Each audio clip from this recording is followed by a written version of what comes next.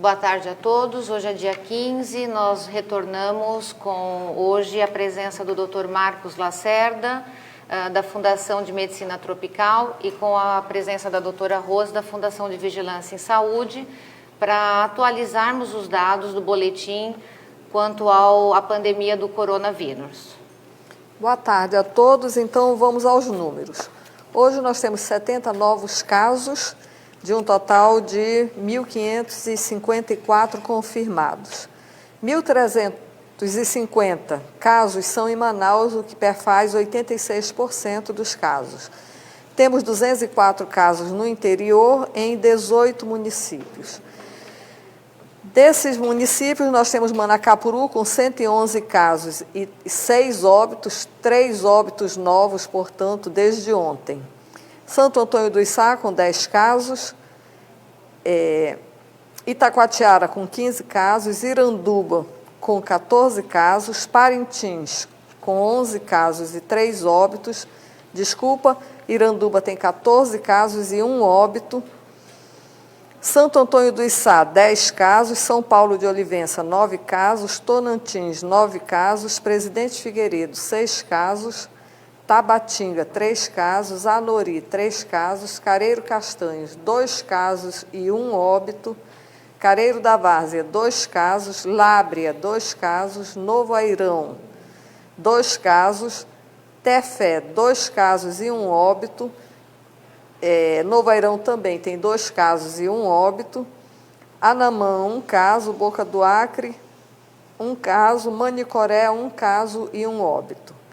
Temos, portanto, 1.554 casos e 106 óbitos. Hoje nós temos 71% dos nossos casos estão em isolamento social ou domiciliar, o que perfaz 1.114 pacientes. E temos, fora do período de transmissão, 194 pacientes. Nós temos um total de 579 pacientes internados hoje. Desses, 140 são confirmados, 70 estão em leitos clínicos e 70 estão em UTIs. Suspeitos, nós temos 439 pacientes, dos quais 334 estão em leitos clínicos e 105 em UTI. Chegamos, portanto, a um total de 175 pacientes internados em UTI. Sabemos que os pacientes que estão internados em UTI apresentam um quadro grave com um alto risco de letalidade. Temos hoje 132 óbitos notificados, dos quais 106 estão confirmados, o que nos dá uma letalidade de 6,8%. Descartamos 17 e temos 9 óbitos em investigação. Ainda temos no LACEN 700 amostras aguardando o processamento, aguardando o resultado de exames. Então, para as perguntas, Isso. né? A gente selecionou algumas perguntas. Os veículos de comunicação são G1, Jornal e Portal A Crítica, Amazonas Atual, Blog do Mário Adolfo, Rádio Difusora, TV Encontro das Águas, Jornal Estado de São Paulo, Record TV Manaus, Grupo Diário de Comunicação, Band News, Site Vocativo, Portal Remador e Manaus Alerta. As primeiras perguntas, secretárias, são sobre assistência. O Estado elabora um novo plano de ação com profissionais do Hospital Albert Einstein em Manaus? Se sim, quais ações e medidas? Na verdade, não é o Albert Einstein, é o Sírio-Libanês, né? Uhum. E quais seriam as medidas, em que áreas esses profissionais estariam atuando? Então, os profissionais vieram para fazer o aporte para que a gente possa fazer um desenho de crise. Os trabalhos iniciaram ontem, já tivemos durante o período da manhã e o período da tarde esse gabinete de crise, que foi um gabinete composto por profissionais estratégicos da Suzam, junto com a vigilância, a composição também de representantes das cooperativas médicas e representantes do município. Como está o treinamento de novos profissionais da saúde recém-formados pela UEA? Houve esse anúncio, né, de que os profissionais teriam as suas formaturas antecipadas e quando efetivamente eles devem começar a atuar? Hoje pela manhã eu estive numa reunião por videoconferência com o reitor da universidade. Ele me reafirmou que a própria universidade tem um centro de treinamentos para que esses profissionais que estão agora tendo a antecipação da graduação, que ocorrerá até a próxima semana, saiam da universidade já com a capacitação, com esse treinamento. Então a universidade está proporcionando essa capacitação e esses profissionais são farmacêuticos, enfermeiros e médicos. Tem algumas perguntas agora de vigilância e também da área de pesquisa, que o doutor Marcos pode responder também. A primeira delas é em relação às crianças. Quantas crianças com menos de 5 anos estão infectadas? E qual a diferença na assistência entre crianças e adultos? Então, nós temos hoje 3 crianças confirmadas e 8 suspeitas. Com relação à diferença na assistência, eu peço, por favor, que o doutor Marcos responda. A gente tem visto uma preocupação muito grande com as crianças. Muitos pais aflitos ligam para a gente, querem que as crianças sejam vistas em casa porque estão gripadas. O que a gente tem visto aqui é uma coisa muito parecida, Simone, com o que a gente está vendo no mundo inteiro. As crianças, elas se infectam, elas são portadoras do vírus, mas o quadro clínico dessas crianças geralmente é muito leve. Então, isso de fato se confirmou em Manaus. Hoje, lá no Delfim Aziz, onde a gente está fazendo o nosso trabalho, a gente não tem nenhuma criança internada e essas crianças, portanto, não estão indo para leitos de UTI. Então, essa é uma tranquilidade que as pessoas precisam ter, porque a gente tem que, de fato, se concentrar naqueles pacientes que são os de maior risco. E aqui a gente está falando das pessoas com outras doenças, como hipertensão, como diabetes, e as pessoas mais idosas. Ou seja, esse perfil de gravidade, ele se replicou também em Manaus. Não há nenhuma mudança em Manaus em relação ao que foi visto no resto do Brasil e no resto do mundo. Tem uma pergunta aqui sobre tratamento. Qual a eficácia do Tamiflu no combate aos sintomas do Covid-19? Então, o Tamiflu, ele não funciona para coronavírus e ele tem alguma eficácia para os quadros de influenza. Então, essa medicação, que é uma medicação usada há muito tempo, os trabalhos mostram que ela funciona especificamente nas pessoas que têm menos de 48 horas de doença.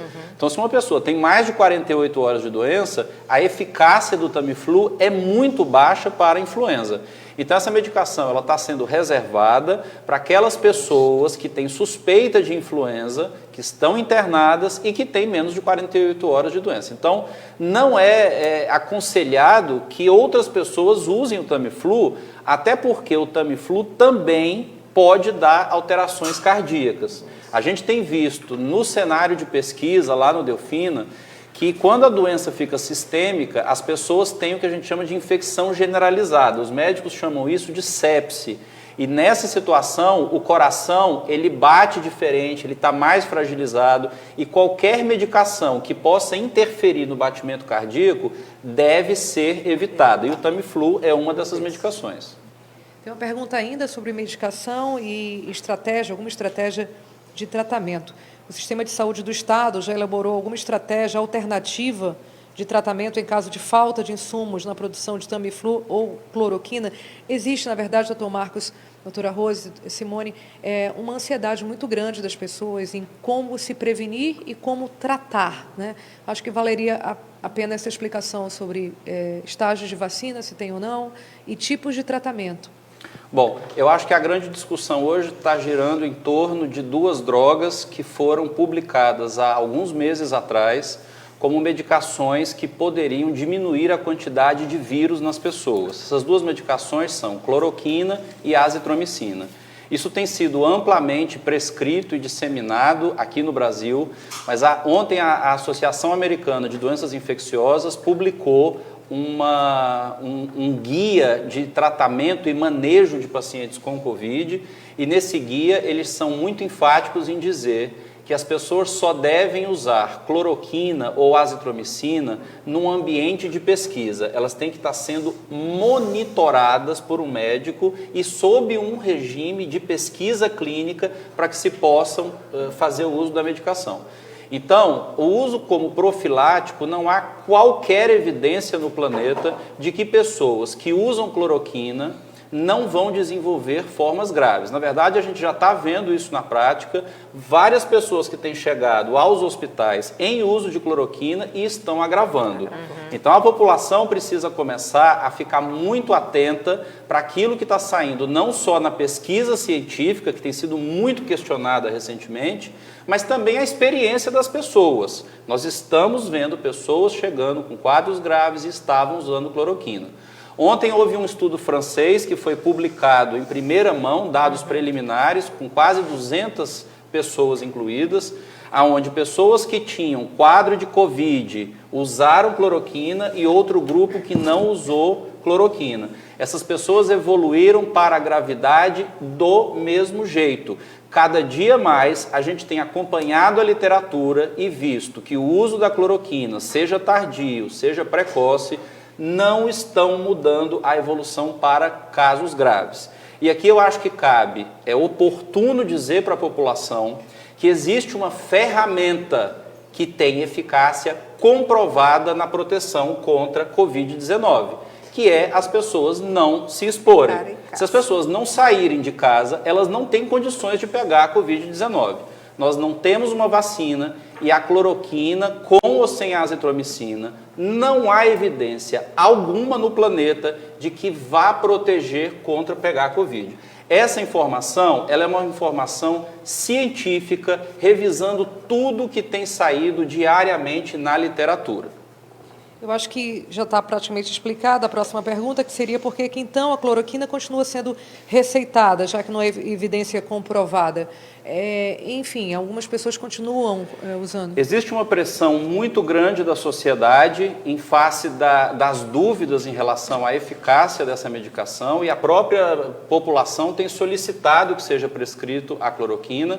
Mas nós não estamos mais recomendando cloroquina, estamos desestimulando o uso dessa medicação, até porque, como todos já sabem, e os cardiologistas do mundo inteiro têm publicado trabalhos mostrando que a cloroquina tem potencial, sim, de ser tóxica para o coração, especialmente quando é associada com azitromicina, que é um antibiótico que também pode dar arritmia cardíaca. Então, essa combinação, ela deve ser desestimulada, baseado em tudo que nós conhecemos hoje, até o momento. Tem algumas perguntas agora, secretária Simone, sobre assistência, falta de EPIs, os equipamentos de proteção individual, medicamentos, no caso o Tamiflu, como foi dito ontem, e insumos, de um modo geral, para atender pacientes do Covid no Amazonas. A pergunta é se faltam esses insumos. Então, nós temos um baixo número em estoque. O que isso quer dizer? Nós não temos um número hoje suficiente para que a gente possa atender uma alta disponibilidade para as unidades que fazem assistência de qualquer nível de assistência, tanto baixa, média quanto alta complexidade. Isso não é uma realidade só do estado do Amazonas, isso é uma realidade mundial. Hoje pela manhã eu tive a oportunidade de ter uma videoconferência com um gabinete de crise do Gabinete da República. Todos os estados participaram, então todos os secretários de Estado de Saúde do Brasil participaram dessa videoconferência. Essa problemática da baixa de insumos, da dificuldade de aquisição, ela é nacional. Ocorre que o mercado se desequilibrou, então, além dos valores aumentados unitários do que eram praticados antes da pandemia, eles são assustadores. Fora que muitos estados, como o Amazonas, a gente tem atas vigentes, mas os fornecedores cancelam a entrega por conta de que anteriormente um produto era vendido, por exemplo, a R$2 e hoje o produto é vendido a R$20. Então, como a ata foi praticada num cenário diferente da pandemia, os fornecedores que tinham a ata ali vigente no estado do Amazonas não estão fazendo o fornecimento dos itens. Então, hoje nós trabalhamos com o quantitativo mínimo. Essa dispensa está sendo muito controlada, foi programado antes do início da pandemia, quando houve o planejamento, formatos de kits. Então, um recepcionista tem um kit para utilizar, um enfermeiro tem outro, o médico tem outro, o pessoal da limpeza tem outro. Então, na verdade, esse racionamento também é feito de maneira técnica, o que cada profissional, de acordo com a sua linha de trabalho, ele deve utilizar como EPIs. É esse o cenário que o estado do Amazonas tem hoje. As unidades de saúde do Estado podem ser consideradas focos de disseminação do Covid-19? Pelo grande número de pessoas doentes, né, que estão lá, isso tanto para pacientes quanto para profissionais, e o que o Estado pode fazer para tentar evitar isso? Na verdade, todos os lugares são lugares de foco, né? Então, se nós olharmos para os estabelecimentos de saúde, as nossas portas de especialidade, de alta complexidade, é um foco, um risco alto, né? Todas as unidades, em todos os lugares, o risco é alto de contaminação. O que a gente orienta e reforça para a população? Não procurar essas unidades de porta aberta de alta complexidade, para que a gente não tenha uma potencialidade dessas contaminações. O que isso vem a acontecer? Prejudicando a contaminação tanto das pessoas que ali procuram atendimento, quanto dos profissionais. Então, esse cruzamento faz com que a gente tenha mais pessoas contaminadas. As próximas perguntas são exatamente sobre isso, né? Tem duas perguntas bem parecidas. Com o limite de atendimentos do Delfina, já praticamente na sua totalidade, os pacientes de Covid-19 estão sendo internados em demais unidades públicas, já há pacientes com Covid-19 em SPAs e pronto-socorros? Então, o que a gente tem hoje de complexidade que só é para ser procurado se o paciente tiver gravidade dos sintomas? O Hospital 28 de Agosto, o Hospital Platão Araújo, o Hospital João Lúcio e o Delfina Liz, hoje ele é referência. Então, não procure o atendimento de porta de entrada no Delfina. O que o Delfina é hoje? É uma unidade hospitalar com uma capacidade operacional que ainda não está na sua totalidade. Nós saímos de 134 leitos no inicial, estamos hoje com 213 leitos. Desses 213 leitos, hoje eu tive uma visita pessoalmente na unidade, nós temos 75 leitos de UTI. Nós saímos de 50 leitos de UTI, avançamos para 75. Desses 75, o cenário hoje, às 8 horas da manhã, eram 3 vagas de UTI. Então, o que acontece? Todos os pacientes com comorbidade ou com sintomas de doenças respiratórias, eles têm essas 4 unidades, aliás, 3 unidades de hospitais de grande porte para esse atendimento. As unidades estão no seu atendimento máximo, por isso que a gente reforça para a população. Só procure essas unidades de alta complexidade em casos graves, quando os sintomas tiverem, vocês procurem ou chamem o SAMU, que serão referenciados para essas unidades. Casos leves, fiquem em casa, monitorem os sintomas e procurem, em primeiro lugar, nos casos leves e moderados, a atenção básica do município. Eles ficam abertos até às 21 horas. É importante que a população não procure essas portas de entradas, porque o nosso fluxo de atendimento está muito alto e é interessante que as pessoas tenham essa distinção do que é necessário para procurar uma unidade básica e procurar uma unidade hospitalar. Nesses lugares, né, doutora Simone, eu acho que seria interessante a gente ressaltar que eles não ficam, eles ficam numa área reservada, que é a chamada Sala Rosa, não é isso? Isso. Existe um fluxo que foi criado pela Secretaria de Estado, em parceria, em discussão com a pesquisa e com a Fundação de Vigilância em Saúde, com o apoio do Sírio-Libanês, que é um fluxo que é chamado Sala Rosa. Então, o paciente ele chega na unidade hospitalar, de acordo com os sintomas e o quadro respiratório, ele é triado e ele é encaminhado de acordo com os sintomas e a classificação de risco dele para essa sala rosa. Então, é uma sala que a gente chama de ambiente hospitalar já com leitos. Hoje, no Delfina, nós tínhamos ontem 40 pacientes na sala rosa, tá? O próprio Delfina também, né? Desculpe, ontem, no 28 de agosto, no momento que eu estive lá, eles estavam com 40 leitos na sala rosa. Reservados para Covid. Isso, reservados tão somente para Covid. Muitas pessoas perguntando, doutora Simone, se os SPAs não estão mais atendendo outras doenças que não seja Covid-19. Isso procede ou o atendimento para outras enfermidades continua nos SPAs? Veja bem, gente. A única forma que nós temos de ajudar, o Estado está fazendo a parte dele, nós estamos trabalhando 24 horas por dia para conseguir resolver ou pelo menos estacionar essa questão de deixar referenciados os casos em 2 unidades hospitalares. O que acontece nas unidades de pronto atendimento e SPAs?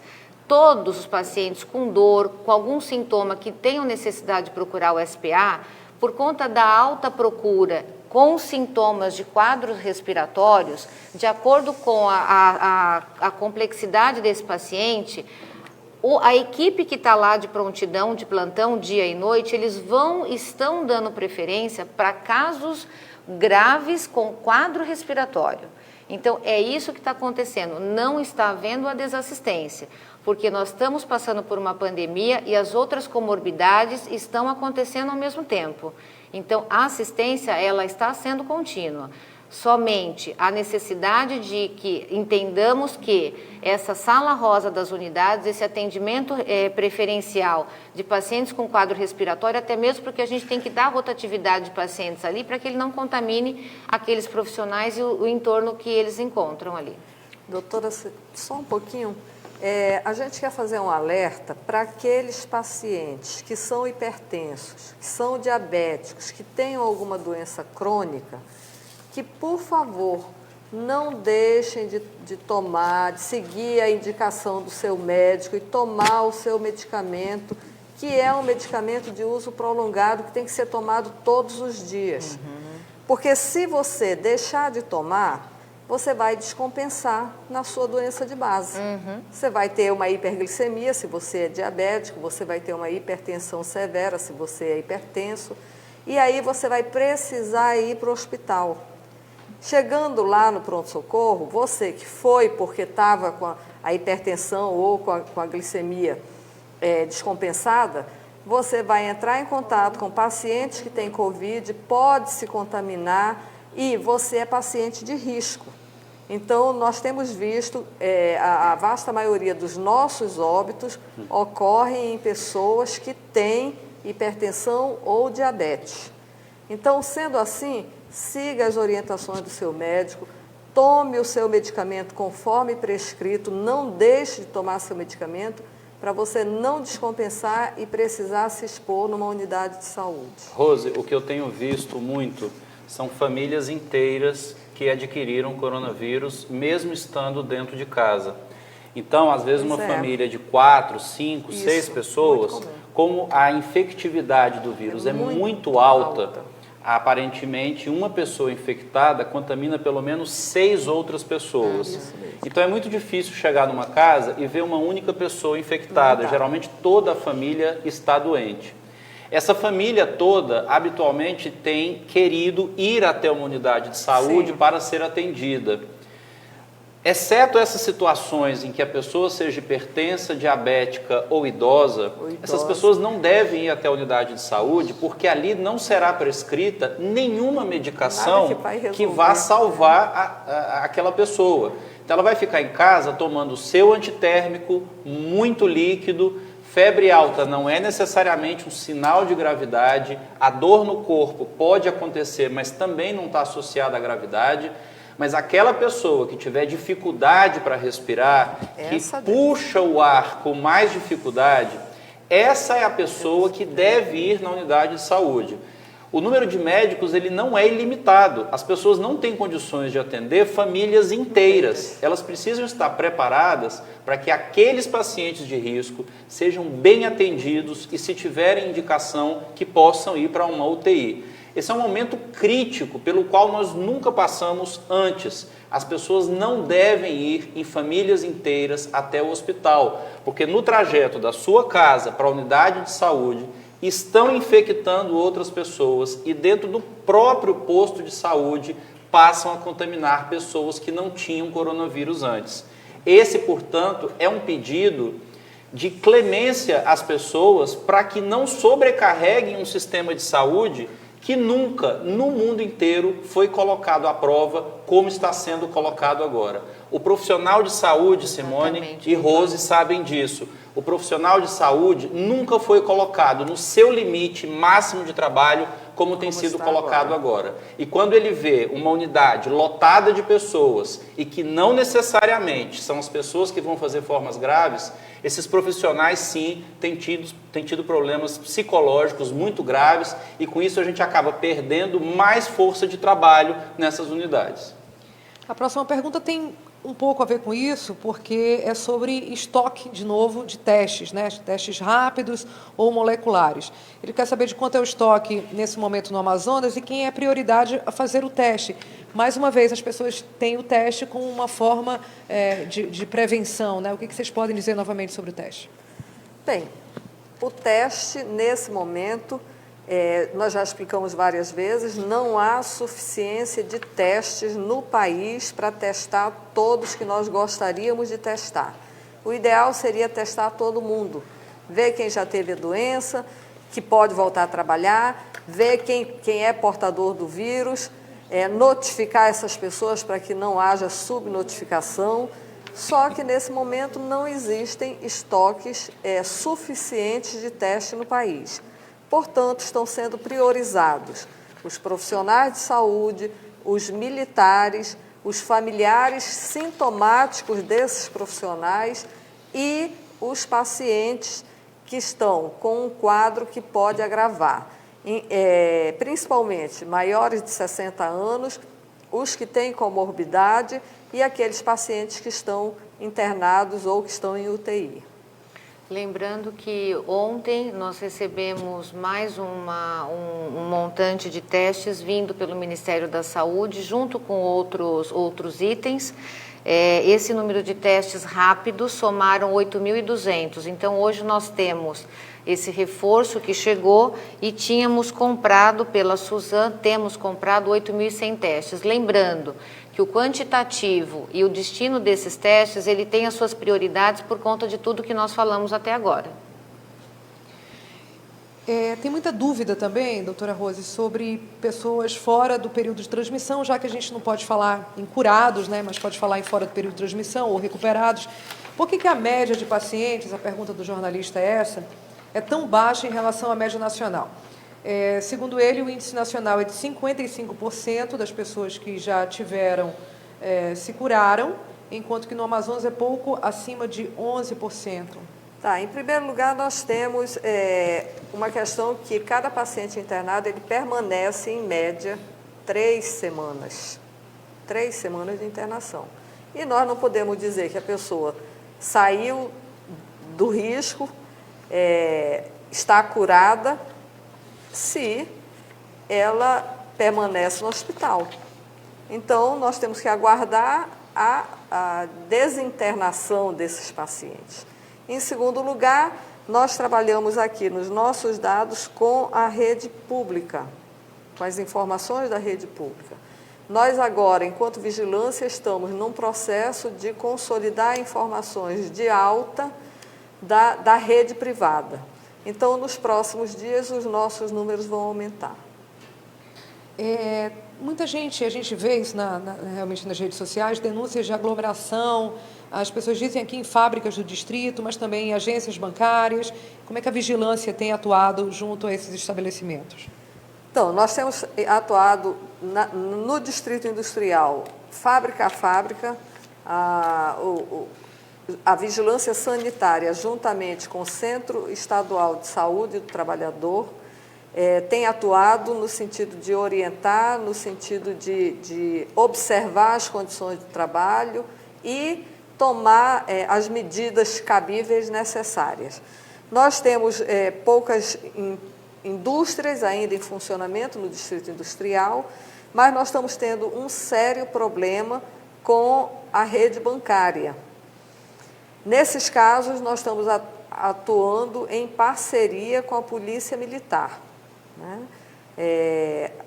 As Forças de Segurança do Estado do Amazonas têm colaborado com a vigilância sanitária, tanto estadual quanto municipal, no sentido de orientar essas filas, no sentido de evitar aglomeração. É uma situação que está sendo complicada, levando em conta que é a época em que, primeiro, nós tivemos o pagamento dos aposentados e agora nós estamos tendo o pagamento dos benefícios sociais do governo federal. Então, a orientação é para que as pessoas evitem se aglomerar, para que elas mantenham uma distância de pelo menos, no mínimo, 1 metro da próxima pessoa na fila, e para que elas usem máscara. usem máscara ao saírem de casa. Só saiam se for estritamente necessário. E caso seja, usem máscara. Tem as 3 últimas perguntas. Vou começar com a de pesquisa, então. Marcos, muitas dúvidas essa semana, principalmente 2 dias para cá, se a pesquisa permanece ou não permanece no Delfinazis. Vocês continuam fazendo a pesquisa? Um dos primeiros lugares do mundo a começar o estudo da cloroquina nos doentes graves foi aqui em Manaus, no Hospital Delfinazis. Nós temos uma tradição de pesquisa na Fundação de Medicina Tropical de mais de 40 anos e o nosso grupo, exclusivamente, há 20 anos, trabalhando com malária, com HIV, tuberculose, acidentes por serpentes. A população manauara reconhece a excelência da pesquisa que nós fazemos na área de doenças infecciosas aqui. No mundo inteiro, nós somos muito reconhecidos. Todos os projetos de pesquisa, eles têm uma aprovação de um Conselho Nacional de Ética em Brasília. Hoje todos os projetos são julgados em Brasília e não mais em Manaus.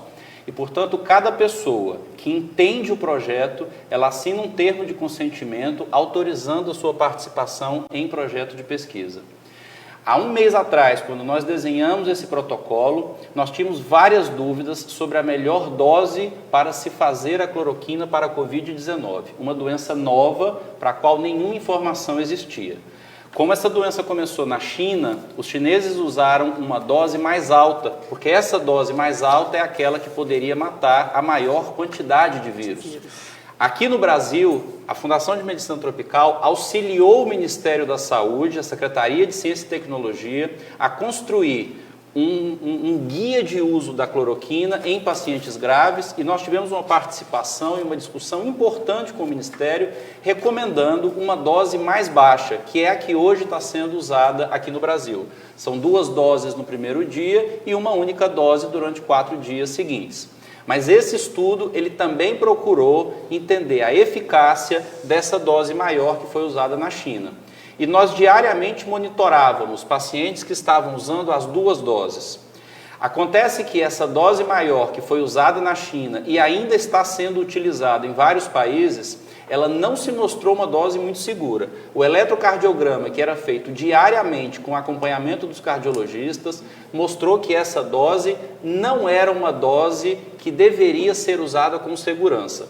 Portanto, essa maior dose foi suspensa, mas o estudo não. Nós continuamos estudando pessoas internadas no Delfinazis e acompanhando elas com a menor dose. E é importante lembrar que a mortalidade, ou seja, o número de pessoas que morreram no estudo, não foi diferente de outros estudos, ou seja, muito possivelmente a morte se deveu à própria doença Covid-19 e não à cloroquina. Mas a cloroquina em dose alta, nós não recomendamos que ela seja usada em nenhuma parte do mundo. Aqui no Brasil, felizmente, o Ministério tem um protocolo com uma dose mais baixa, e o que nós mostramos aqui em Manaus pela primeira vez, dando respaldo até ao Ministério, é que essa dose baixa, ela tem segurança. E caso algum profissional tenha o desejo de prescrever, ainda sem evidência, ele pode prescrever com segurança. Até então essa informação não existia e vários países estavam prescrevendo doses muito altas que nós não recomendamos baseado nesse estudo. Portanto, é importante que a sociedade entenda o que foi feito dentro do Delfina, para que não se volte contra mais esse personagem que vai ser decisivo na luta contra o Covid, que é o pesquisador. A pesquisa, ela está para ajudar o serviço de saúde e fazer com que o profissional faça melhor o seu trabalho. Nós não estamos só estudando cloroquina, nós estamos também estudando outros anti-inflamatórios mais potentes que nós acreditamos que farão alguma diferença naquela pessoa que já está internada na UTI. Esses trabalhos também são pioneiros, existem vários outros grupos do mundo estudando as mesmas coisas, só que quanto mais cedo nós tivermos resultados, melhor para a população, porque mais mortes serão evitadas. Ok, tem uma pergunta, a última pergunta também para assistência, secretária. Com novas remessas de respiradores do Ministério da Saúde e também adquiridos pelo Estado, qual a quantidade de respiradores disponíveis atualmente na rede pública, na capital e interior, quantos são para a Covid e quantos deles estão no Delfina? Bom, no interior nós temos hoje distribuídos entre os municípios 65 respiradores e mais 26 que a Secretaria de Estado adquiriu e nós estamos aguardando a chegada, a entrega desses respiradores. Os que nós recebemos do Ministério a semana passada, eles foram realocados no Hospital Delfina para a montagem de mais 20 leitos de UTI. Lembrando que, juntando todas as informações desse boletim e tudo que nós falamos até agora, nós juntos, a pesquisa, a vigilância em saúde, a Secretaria de Estado, todas as demais forças estão voltadas para que a gente tenha o menor prejuízo possível. Não haverá um resultado positivo ou menos prejudicial se as pessoas não ficarem em casa. Então, reforço a fala da doutora Rose, reforço a fala do doutor Marcos para que as pessoas só saiam de casa em necessidade. E outra coisa que nós temos observado, não estão utilizando máscara. A máscara, mesmo que vocês não tenham para comprar, vocês podem fazê-la em domicílio, até com aquele hiperflex, qualquer coisa que cubra, um tecido que vocês tenham em casa com elástico, qualquer coisa que proteja o rosto é importante. As filas, por mais que tenhamos os esforços com a polícia e a vigilância, cabe a cada um de nós mantermos a distância. Isso já ficou claro, não precisa ninguém orientando em fila de banco. Nós temos que ter a responsabilidade de entender a gravidade dessa pandemia, entender que isso acomete o mundo e cada um de nós temos o papel fundamental nesse enfrentamento. É momento de diálogo, de resolutividade, de termos forças, apoiarmos a pesquisa. Nós temos uma grande expectativa que em algum lugar a gente chegue a um resultado para o enfrentamento dessa doença. A vigilância em saúde tem nos respaldado demais com os dados epidemiológicos, porque a cada momento, a cada hora, a gente tem que ter uma tomada de decisão e essa tomada de decisão é fundamental para que a gente mude as estratégias de enfrentamento da Covid. Então, nós encerramos esse boletim de hoje pedindo a todos vocês, fiquem em casa.